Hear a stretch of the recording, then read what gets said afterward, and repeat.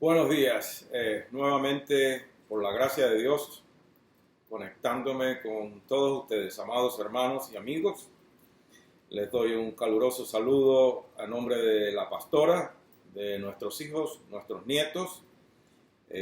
Para los que no me conocen, soy el pastor Teodoro Cañizares Iglesias y por la gracia de Dios, junto a mi esposa Ileana, pastoreamos la iglesia Centro Cristiano Manuel en Lake City, ya para unos 19 años. Pues bueno, hoy quiero compartir con ustedes el Salmo 31 y bajo el tema libertándonos de los efectos de la angustia o libertados de los efectos de la angustia. No voy a leer el Salmo completo ahora por razones del tiempo. Debemos optimizar el tiempo al máximo. Entonces, leeremos algunas secciones del Salmo, o casi todo el Salmo, pero por secciones cuando llegue su momento. De manera que para comenzar, vamos a tener una palabra de oración, por favor. Padre, en el nombre de Jesús, te exaltamos y te glorificamos en esta hora. Y te damos gracias, porque eres un Dios de infinita gracia, de infinita misericordia, de infinito amor. Gracias porque diste a tu Hijo Jesucristo en rescate por cada uno de nosotros. Gracias porque nos ha guardado bajo el poder de su sangre preciosa y nos ha sostenido y nos continuará sosteniendo.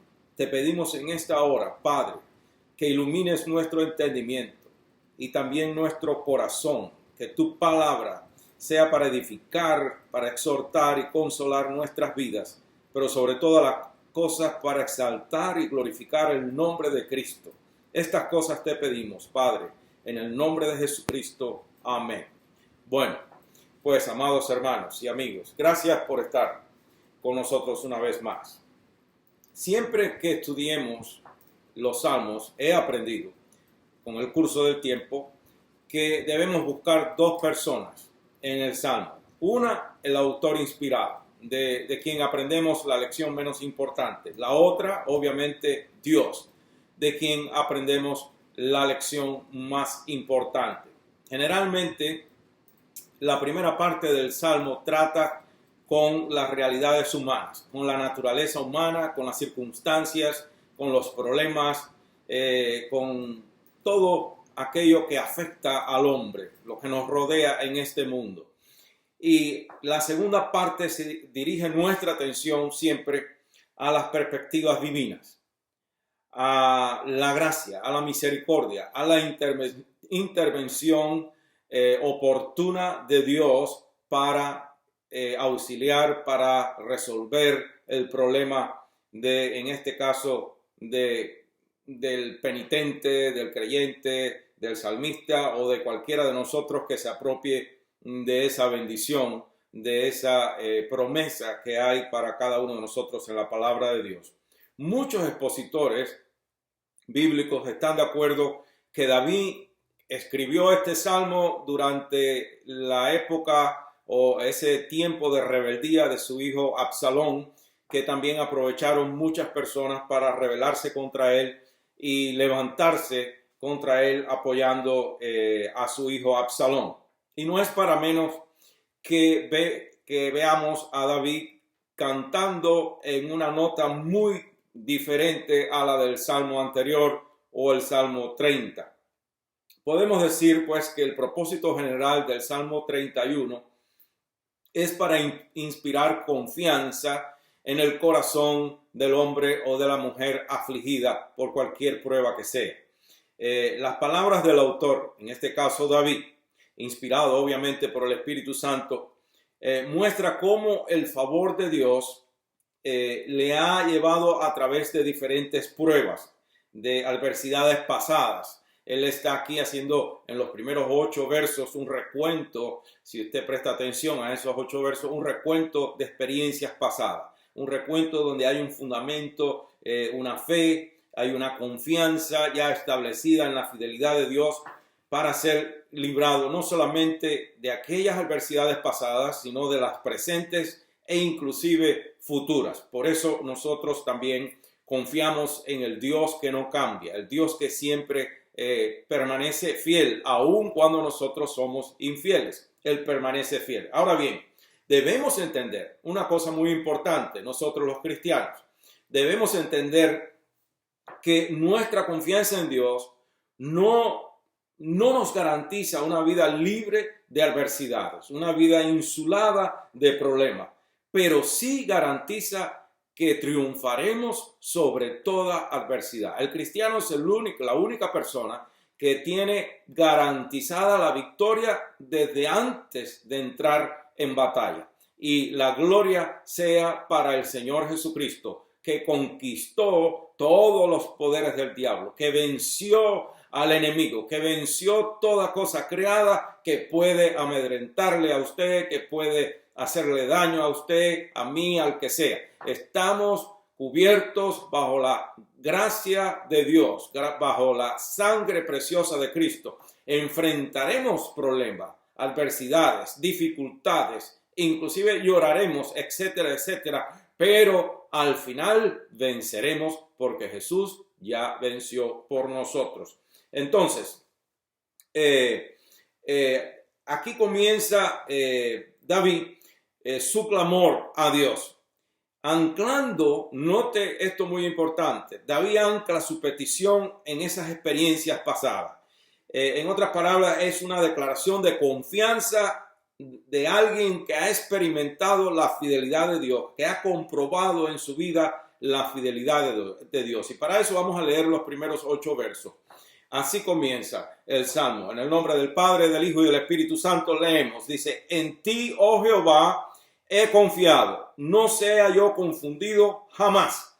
Líbrame en tu justicia, inclina a mí tu oído, líbrame pronto. Sé tú mi roca fuerte y fortaleza para salvarme, porque tú eres mi roca y mi castillo.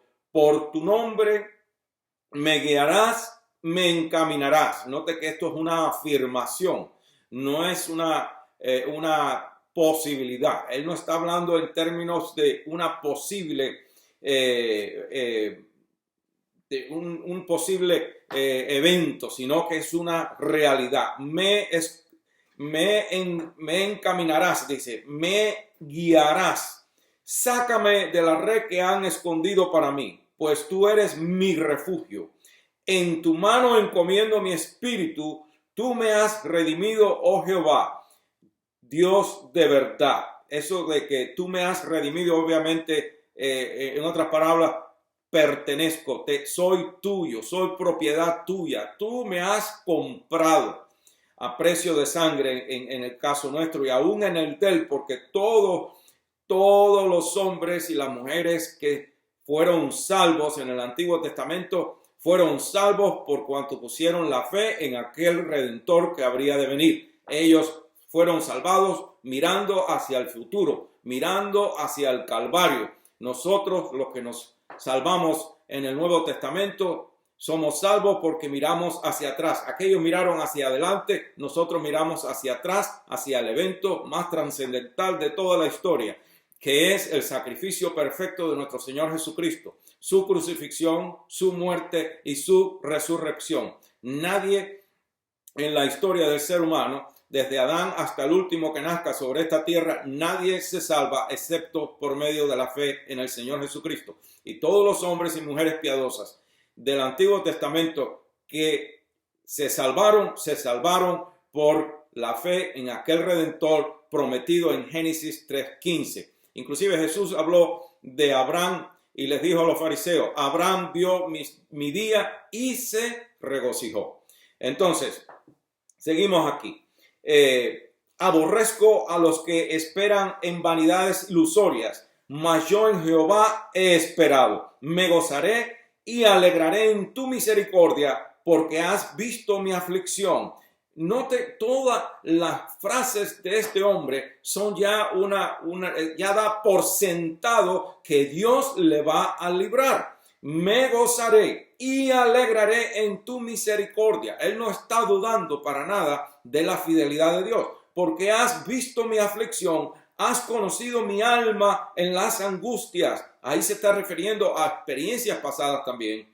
No me entregaste en mano del enemigo. Pusiste mis pies en lugar espacioso. Entonces, note que solamente voy a comentar en estas dos frases del primer verso porque no tenemos tiempo, obviamente. El reloj me lleva al trote y tenemos que correr para poder hacer esto dentro de lo que se puede. Note la primera frase en el verso 1. En ti, oh Jehová, he confiado. David comienza este salmo como la mayoría de sus salmos, con una declaración de confianza exclusiva en Dios en tiempos de angustia. La segunda frase es, no sea yo confundido jamás.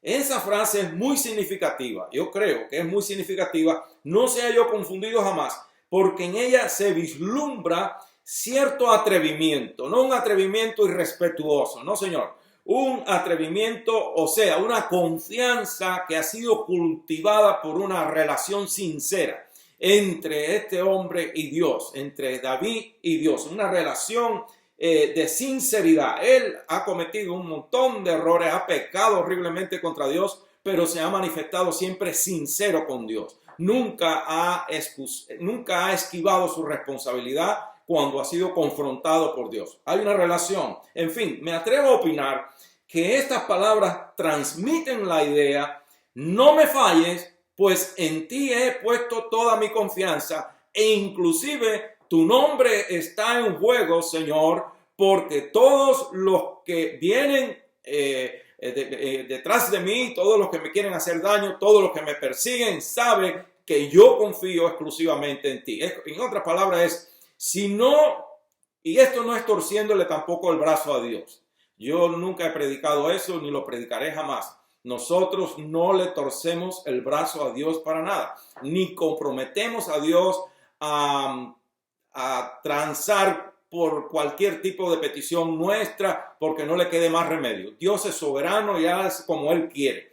Pero esto es como un diálogo entre dos amigos. David es amigo de Dios. Él considera a Dios lo más grande en su vida. Él está diciéndole a Dios, la reputación de tu nombre está en juego porque todos estos que me persiguen saben que yo confío exclusivamente en ti. Y si tú no me socorres, ¿qué se dirá de ti? Y yo creo que eso es una buena cosa, que nosotros, la gloria de Dios, la glorificación del nombre de Dios, la honra que Dios siempre se merece, sea lo más importante para nosotros. No tanto resolver nuestro problema, no tanto probarle a nadie que Dios salió en mi defensa, sino en que vean que Dios es real y verdadero y que Dios es el Dios que siempre socorre a aquellos que confiamos exclusivamente en Él. Entonces, la próxima frase aquí es, líbrame en tu justicia. Por cuanto David confiaba en Dios, él le pide a Dios que actúe justamente a su favor y lo libre. Él le pidió que la justicia de Dios obrara a su favor. Pero ¿qué justicia? Obviamente no la santísima justicia de Dios que lo podía enviar de cabeza al infierno por pecador, que lo podía condenar justamente porque es lo que merecemos, la condenación eterna en el infierno, sino la justicia de Dios que es acreditada a favor del penitente, al favor del pecador arrepentido que de corazón se arrepiente y corre a los pies de Cristo. Esa justicia, la justicia de Cristo, es acreditada a favor nuestro y entonces somos justificados y no condenados. Note cómo Pablo en Romanos capítulo 1, versos 16 y 17, yo voy a citar solamente el 17, en Romanos 1, 17, Pablo dice, porque en el Evangelio la justicia de Dios se revela por fe y para fe, como está escrito. Y entonces él cita Habacuc 2:4, mas el justo por la fe vivirá. Nosotros sabemos que tanto en el lenguaje del Antiguo Testamento como del Nuevo Testamento, la palabra justo o justificación cuando nos referimos a persona, no cuando hablamos de Cristo, no cuando hablamos del Dios justo, sino del pecador. Cuando se usa ese término o esa palabra en relación al pecador, a cualquiera que sea, en este caso David, yo, usted o el que sea, en el lenguaje del Antiguo Testamento como del Nuevo Testamento, la palabra justo no es tanto un estatus moral como un estatus legal. Es decir, no es que David fuera tan justo como para merecerse la intervención milagrosa de Dios en su vida y el perdón de Dios, sino que por su arrepentimiento, porque él también está haciendo memoria de que quizás todas estas cosas tienen que ver como consecuencia de su vida pecaminosa del pasado, de todos los errores que ha cometido, pecados que ha cometido contra Dios, sean así o no. El caso es que esto se refiere aquí, lo mismo en el lenguaje del Antiguo Testamento, en Habacuc 2:4, como aquí en el Nuevo Testamento, en este caso. Note que Pablo no comienza su argumento hablando del amor de Dios, sino hablando de la justicia de Dios. ¿Y por qué no del amor de Dios? Bueno, porque cualquiera pensando que el amor de Dios pudiera alivianar la intransigencia de Dios contra el pecado, a cualquiera se le ocurre o formularse la idea de un amigote en el cielo a quien podemos convencer o racionalizar con él para justificar nuestra vida pecaminosa. Pero cuando se habla de la justicia de Dios, la justicia de Dios siempre presenta un problema para nosotros porque somos pecadores. Pero cuando el pecador se percata de lo que es la santidad y la justicia de Dios y la intransigencia de Dios en cuanto al pecado, no le queda más remedio que correr arrepentido a los pies de Cristo. Y en el acto de ese arrepentimiento, porque dice la Escritura que a un corazón contrito y humillado Dios jamás rechaza. En el acto de ese arrepentimiento, entonces Dios, por su soberana prerrogativa de misericordia, de gracia, Dios acredita a favor nuestro la justicia de Cristo. Y de esto es lo que está pidiendo David aquí, que le líbrame en tu justicia, la justicia acreditada a favor del penitente. Y esa está para usted y está para mí también. Entonces, los versos del 9 al 13 aquí describen los efectos devastadores de la angustia. Estamos bajo el tema de ser libertados de los efectos de la angustia, porque estamos viviendo tiempos de angustia, tiempos de estrés max. La gente está por salir corriendo por el techo de las casas, por el encerramiento y por la incertidumbre, y algunos no tienen empleo, y la cosa, el agua va llegándole al cuello a mucha gente, y nos dolemos por eso. Y confiamos en que Dios, estamos seguros que Dios está en control de todo. Lo que pasa es que nosotros no sabemos, hermano y amigo, pero sí sé una cosa, según Eclesiastés, capítulo 7, verso 8 al 14, el fin siempre es mucho mejor que el principio con Dios, y Dios se va a glorificar en este proceso. En fin, estamos hablando de los efectos devastadores de la angustia, pero note algo muy importante. En lugar de David abrir este salmo haciendo una lista lastimera de todo lo que está aquejando su vida, de lo que lo agobia, de lo que lo acosa, de lo que lo tiene en zozobra, en gran angustia, él no hace esto. Él sabiamente dedica los primeros 8 versos del Salmo a robustecer su fe, a hacer un inventario, un recuento de las intervenciones milagrosas de Dios en su vida. Y es algo que usted y yo tenemos que aprender. Cuando estamos bajo los efectos de la angustia, aún se nos olvida las experiencias pasadas con Dios. Es importante recordar esta cosa. Hay un himno en inglés que los bautistas lo cantan mucho que se llama Cuenta Cuenta tus bendiciones una a una. Count your blessings one by one, dice en inglés. Cuenta tus bendiciones una a una. Y cuando lo que está haciendo David aquí o nos está enseñando este salmo es que es muy importante, no importa la situación que usted esté enfrentando, recuerde, haga un recuento mental, vuelva, tome un poco de calma, pídale al Espíritu Santo que lo arrope en la paz de Cristo y comience a pensar en todas esas victorias pasadas. No es que vivamos en victorias pasadas, pero de cierto, es decir, el pasado no es un lugar de residencia, pero sí es un lugar de referencia. Nos podemos referir al pasado para decir, si Dios me sacó de aquello, de lo otro y de lo otro, Dios me va a sacar también de esto. Y Dios me va a sacar de lo que viene en el futuro, porque Dios no nos desamparará nunca, ni nos abandonará nunca. Entonces, David sabiamente dedica los primeros 8 versos de este salmo a robustecer su fe,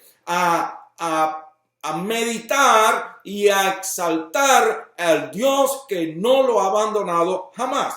Como rey sabemos que, y esto es algo muy importante también que sacamos de este salmo, que David estaba rodeado de mucha gente. Recordemos que Dios le había ungido con el don de liderazgo. Él tenía una personalidad magnética, es decir, atraía a la gente hacia él. La gente se sentía atraída hacia él y rodeado de mucha gente siempre. De manera que en su posición de rey, David casi que podía tener todo lo que quería. A lo que él extendía su mano, nadie se lo podía negar como rey. Pero vemos aquí en su estado de angustia, ese estado de angustia que nos va aplastando literalmente, le hacía sentirse solo, le hacía sentirse olvidado, triste, enfermo y sin fuerzas, prácticamente sin fuerza.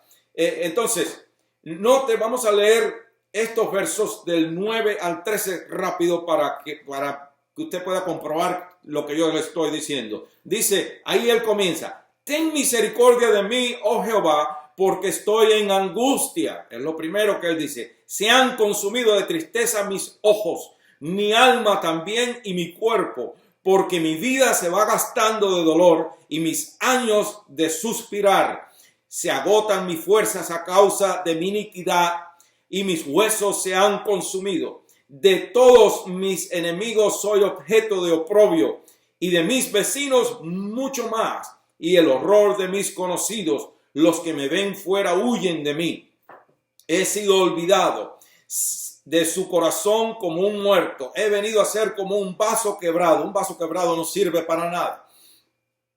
Porque oigo la calumnia de muchos. El miedo me asalta por todas partes. Mientras consultan juntos contra mí e idean quitarme la vida. De manera que como rey, él podía tener el montón de gente alrededor. Y es cierto, usted puede estar en medio de 100 personas y sentirse absolutamente solo. Hoy es cuando más poblado está este mundo y es cuando la mayoría de las personas se sienten solos muchas veces.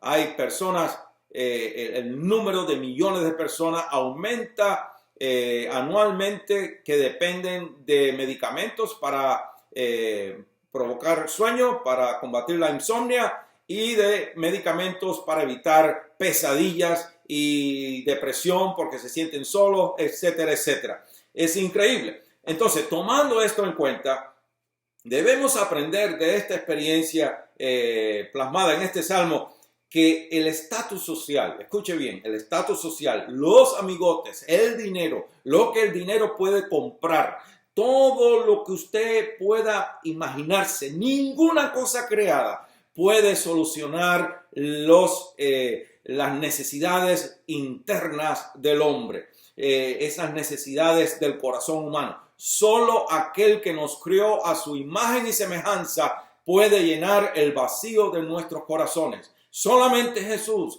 puede librarnos de la angustia. Solamente Jesús puede librarnos de la tristeza. Solamente Jesús puede llenar el vacío que sea que haya en su corazón. Confíe solamente en Él, exclusivamente en Él. Entonces, ¿cómo podemos ser libertados de los efectos de la angustia. Por el ejemplo de David, deducimos que lo más importante que usted debe hacer es no enfocarse en las circunstancias, no poner sus ojos en las cosas de aquí abajo horizontales, sino eleve sus ojos hacia arriba. Estoy hablando de los ojos del entendimiento, de los ojos del corazón.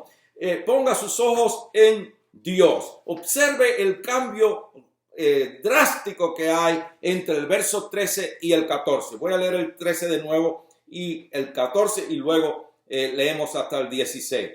Porque oigo la calumnia de muchos, el miedo me asalta por todas partes, mientras consultan juntos contra mí e idean quitarme la vida. Ahora dice, mas yo en ti confío. Y eso está en el presente continuo, confío. No es que confíe, no es que voy a confiar si me salvas de esto, como algunos le dicen. Yo he oído tantos testimonios de personas que hablan con Dios y le dicen, si es verdad que tú eres Dios, si es verdad que eres real y verdadero, entonces si me sacas de esto yo te voy a servir. Yo no estoy de acuerdo con esos tipos. Yo respeto el testimonio, pero yo soy radical contra todas esas necedades. Porque dura cosa es dar cosas contra el aguijón y nadie puede altercar con Dios de esa manera. Lo que pasa es que, bueno, Dios es un Dios de infinito amor. Si fuera yo, estás mal conmigo, no tiene remedio. Pero Dios es un Dios de amor, de gracia y misericordia, y a muchos le ha resultado, parece eso. Pero aquí David no le está diciendo, si me sacas de esta te voy a seguir sirviendo, o si me sacas de esta voy a confiar que de verdad eres Dios. Él le dice, mas yo en ti confío. Punto. En ti confío en el presente continuo. Es para siempre. Mi confianza está puesta en ti. Oh Jehová, Dios, digo, tú eres mi Dios, no otro. Él no salió corriendo un espiritista que le tire los caracoles o que le eche un vaso de agua con miel y con rosas blancas por encima a ver si le puede resolver el problema. Es exclusivamente en el Dios, en el único Dios verdadero. Entonces, el bosquejo del Salmo prácticamente, número uno, ¿cómo podemos ser libertados de los efectos de la angustia? Sigamos el bosquejo del Salmo, porque el bosquejo del Salmo nos lleva paso a paso cómo ser libertados de los efectos de la angustia. Note cómo el Salmo nos lleva de lo humano, con sus limitaciones, con sus problemas, al cambio operado por la intervención divina en la vida de este hombre. Él nos va llevando en esa línea y dice en el verso 15, en tu mano están mis tiempos. En otras palabras, no importa lo que estén tramando contra mí, no importa lo que quieran hacer contra mí, yo estoy en tu mano y tú eres mayor que todo y de tu mano nadie me puede arrebatar.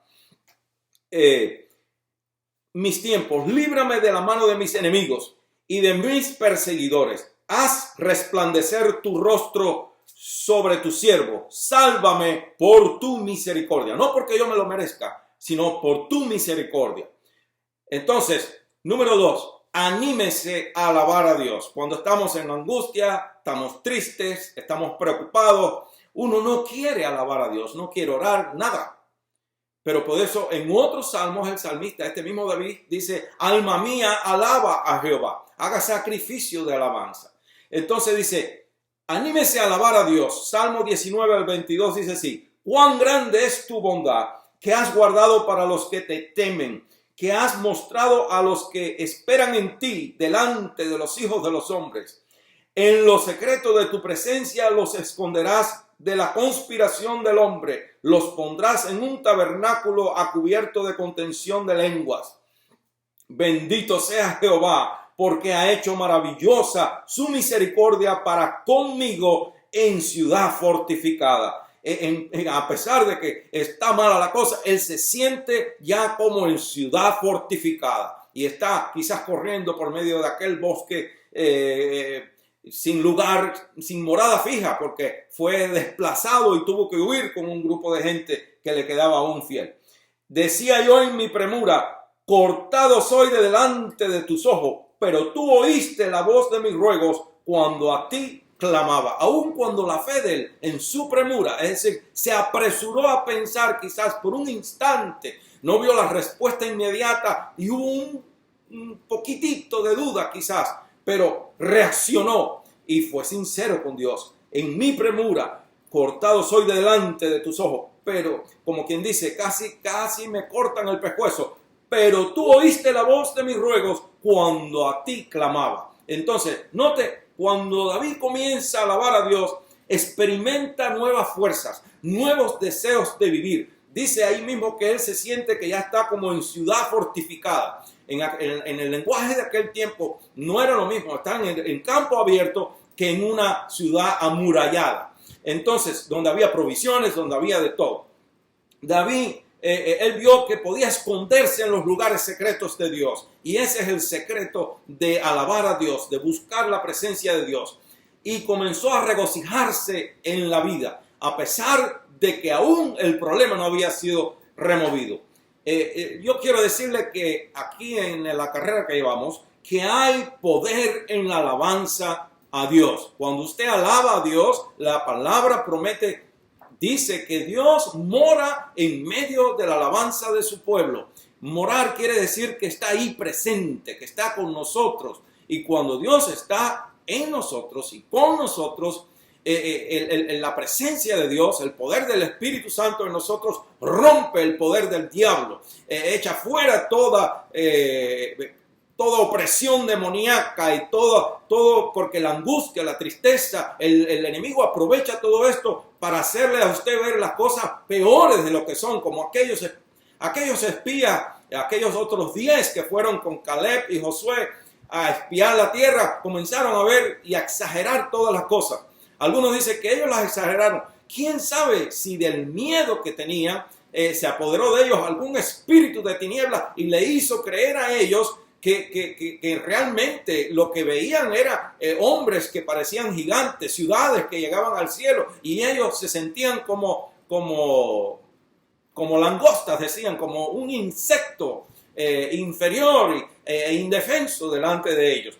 Pero cuando usted alaba a Dios y cuando el Espíritu de Dios revigoriza su fe y su esperanza y su corazón y la unción del Espíritu toma control de su vida, rompe el poder del diablo y esa nube negra de tristeza, de angustia, de miedo, de incertidumbre se tiene que ir, y la luz de Dios comienza a iluminar su entendimiento, comienza a iluminar su vida y el medio ambiente comienza a cambiar para usted espiritualmente y también físicamente. Entonces, número 3, ¿cómo podemos ser libertados de la angustia? Verso 23 al 24, ame a Dios. Ame a Dios. Dice, amad a Jehová, todos vosotros sus santos. A los fieles guarda Jehová y paga abundantemente al que procede con soberbia. Esforzaos todos vosotros los que esperáis en Jehová. Esforzaos todos vosotros los que esperáis en Jehová. Note que no hay persona más vacía y frustrada que la persona que se enfoca exclusivamente en ella. Y cuando nosotros estamos bajo la presión del problema, de la angustia, de la adversidad, muchas veces nos enfocamos demasiado en el ay de mí. E inclusive corremos el riesgo de culpar a Dios por nuestros problemas, de echarle la culpa a Dios. Y le reclamamos a Dios y nos olvidamos que nuestro Señor Jesucristo fue a la cruz y sufrió los horrores de toda la ira de Dios acumulada a través de los siglos contra todos los pecadores, incluyéndome a mí y a usted. Los pecadores que ya vivieron, los que vivimos y los que han de venir. Toda la ira de Dios acumulada contra ese pecado de la humanidad fue descargada sobre Jesús, por usted y por mí. Él murió sobre la cruz por nosotros. ¿Cómo vamos a culpar a Dios si lo que tenemos es poner nuestros ojos en Él y darle gracias a Él porque dio a su Hijo por nosotros? Y al darnos a Cristo, nos ha dado todo lo que usted y yo necesitamos, porque en Él somos más que vencedores, en Él somos más que poderosos, porque Él venció todo, y no para Él, sino para usted y para mí, para darnos victoria. Él no nos prometió una vida serena, un paseo en el parque, un caminar sobre una alfombra de rosas. Él nos prometió que íbamos a tener aflicciones, íbamos a enfrentar problemas, pero que confiáramos en Él porque Él venció al mundo. Él venció al mundo y toda cosa creada que le pueda hacer daño a usted ya ha sido vencida por Jesucristo. Entonces, démosle gracias a Dios por lo que Jesús ha conquistado para nosotros, que es una victoria eterna. Entonces, Jesucristo es la única solución, amigo. Jesucristo es la única solución, amado hermano y hermana, a nuestros problemas. Tome su dolor, su angustia, su tristeza, su frustración, porque hay mucha gente frustrada. En fin, todo aquello que aqueja su vida en este día y póngalo a los pies de Jesús. Póngalo a los pies de Jesucristo. Ponga su carga sobre Él. Recuerde que Él dijo que todos los que estuviéramos cansados y trabajados y agobiados, usted puede añadir todo lo que quiera ahí sin correr el riesgo de tergiversar la palabra de Dios. Usted puede poner ahí cansado, trabajado, triste, preocupado, todo lo que usted quiera. Dijo, vengan a mí que yo os haré descansar. Y entonces Jesús, Isaías lo presenta, me gusta muchísimo esas palabras de Isaías en el capítulo 53, cuando se refiere al Señor Jesucristo como el varón de dolores experimentado en quebranto. Experimentado en quebranto quiere decir que no hay una sola cosa, no hay un solo dolor humano, no hay una sola pena, una sola tristeza, no hay ni siquiera un solo pecado, una sola prueba que Jesús no tuviera que enfrentar. Sin Él haber pecado jamás, venció todo por usted y por mí. Entonces, por eso Él es el experimentado en quebranto. Él lo ha experimentado todo. El peor de los sufrimientos lo sufrió Jesús. Cuanto mayor porque Él es eternamente divino, perfecto, limpio, puro. El hombre, mire hermano y amigo, la gente no tiene idea, y ni la tenemos todavía nosotros aquí hasta que entremos un día al cielo, que el sufrimiento de Jesús es 1000 veces elevado a no sé qué exponente por allá arriba. No hay número matemático que sea capaz de registrar la cantidad de veces que el sufrimiento de Jesús es superior a la de cualquier otra persona. ¿Por qué? Porque en primer lugar Él no tenía que morir. En segundo lugar, un ser santísimo sufre inmensamente más que cualquier pecador los efectos de la injusticia que se cometió contra Él, de cómo lo trataron, de cómo lo maltrataron, de cómo lo insultaron y luego lo clavaron. Y encima de eso tuvo que sufrir por no sé qué tiempo esa separación que hubo por un instante que jamás había experimentado en toda la eternidad. Por eso Él clama y clama en esa manera desgarrante hacia al Padre. Por eso Él luchaba en el jardín pidiéndole al Padre que pasara aquella copa si podía de Él. Jesús no estaba temiendo ir a la cruz, no estaba temiendo el sufrimiento físico. Lo que Él le dolía era que por un instante en la eternidad el rostro del Padre iba a ser quitado de Él. Por un instante iba a ser, el Padre iba a mirar en Él todos nuestros pecados. No tenemos tiempo para entrar en todo eso, pero antes de usted quejarse de lo que usted está enfrentando, sufriendo, viviendo, considere aquel que sufrió todo. Como dice la Escritura, considere que usted y yo todavía no hemos sufrido hasta el derramamiento de sangre. Pero Jesús sí lo sufrió, pero Él ganó una victoria para usted y para mí. Y esa es la garantía que tenemos, que aunque enfrentemos adversidades, Dios nos va a sacar de todas ellas. Él está en medio del horno de fuego con cada uno de nosotros. Entonces, además de las muchas cosas que aprendemos en este salmo, ya voy terminando, de las muchas cosas que aprendemos en este salmo nos enseña que la vida no siempre sale como nosotros esperamos. Es lo que estoy diciendo. No siempre sale como nosotros esperamos. Se enseña mucho evangelio fácil y se dice que como ya Cristo sufrió y pagó todo el precio, usted no tiene que sufrir y pagar ningún precio. Usted está equivocado. Usted no tiene que pagar ningún precio por ser salvo. La salvación no la podemos comprar con ningún sufrimiento, pero por cuanto somos miembros del cuerpo de Cristo, seremos aborrecidos por este mundo y estamos viviendo en un mundo al cual no pertenecemos. Es un mundo sumido en el pecado, en la inmoralidad, en todo tipo de cosa mala. Es un mundo maldecido y nosotros estamos viviendo detrás de la línea del enemigo. Estamos viviendo en territorio enemigo, de manera que usted y yo vamos a sufrir consecuencias, es decir, malas experiencias aquí.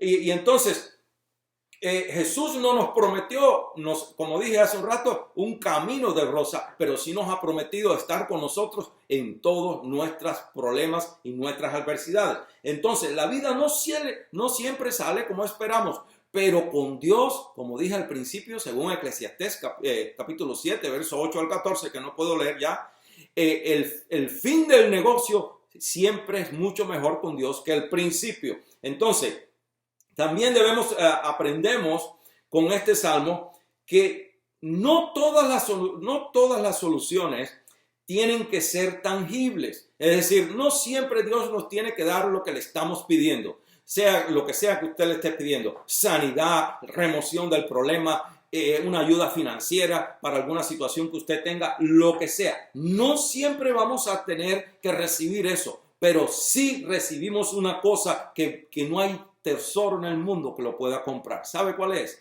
Esa convicción interna de la consoladora presencia del Espíritu Santo en nosotros, consolándonos, impartiéndonos fe, esperanza y ayudándonos, capacitándonos a pasar el proceso de Dios. Recuerde que Dios trata con nosotros a través de diferentes procesos. Hoy día tiene al mundo entero en un proceso, a los que creen y a los que no creen también. Pero nosotros hemos confiado y seguiremos confiando en el Dios que no comete errores.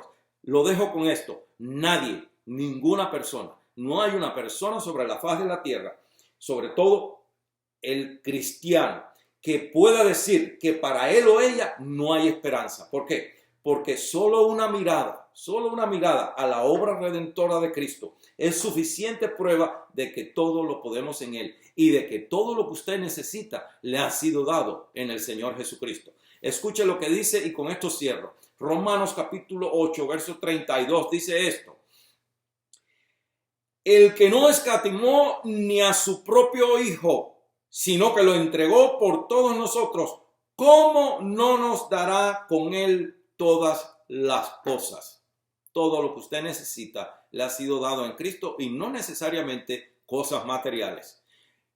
La fortaleza espiritual, esa convicción interna, esa fe, esa esperanza que no avergüenza, ese consuelo, esa paz que sobrepasa todo entendimiento, ese gozo de Cristo que permanece en nosotros, esa paz, esa promesa de paz, que tampoco es una garantía de ausencia de conflictos y adversidades, pero es una paz que nos mantiene en paz y en gozo en medio de la tormenta. Eso le ha sido dado a usted, me ha sido dado a mí. Lo único que usted tiene que hacer es apoderarse de ella por medio de la fe, es clamar a Dios para que eso sea una realidad en su vida. Le animo a que usted deposite su dolor, su angustia, su problema, toda esa tristeza que embarga ahora su corazón, toda esa incertidumbre, ese miedo, esa inseguridad que el mensaje que se escucha es un mensaje de inseguridad, de miedo, de preocupación, pero nosotros estamos fundamentados, estamos anclados en el mensaje de la palabra de Dios, que es eterno, que no cambia, y servimos a un Dios que no cambia y que es fiel. Yo le animo a que usted levante sus manos al cielo y le diga: Señor Jesucristo, sé Jesucristo para mí. En el nombre de Jesús, yo lo bendigo. Sea usted bendecido en el nombre del Padre, del Hijo y del Espíritu Santo. El que el poder y la unción del Espíritu Santo guarde su mente y su corazón en Cristo Jesús. Amigo, si usted no ha entregado su corazón a Cristo, hágalo hoy. Hágalo hoy, disfrute de la fe, disfrute del gozo, disfrute de la paz de Cristo en medio de esta tormenta, disfrute de esa seguridad, de esa certeza de que estamos en el hueco de la mano de Dios y que ninguna cosa creada nos podrá arrebatar de Él. Gracias por su gentileza, gracias por estar con nosotros en el día de hoy y volveremos a estar el viernes que viene a las 7 p.m. con el estudio de la Palabra de Dios. Si Cristo no ha venido antes por la iglesia, y de nuevo a las 11 el domingo. Un abrazo, Dios le bendiga.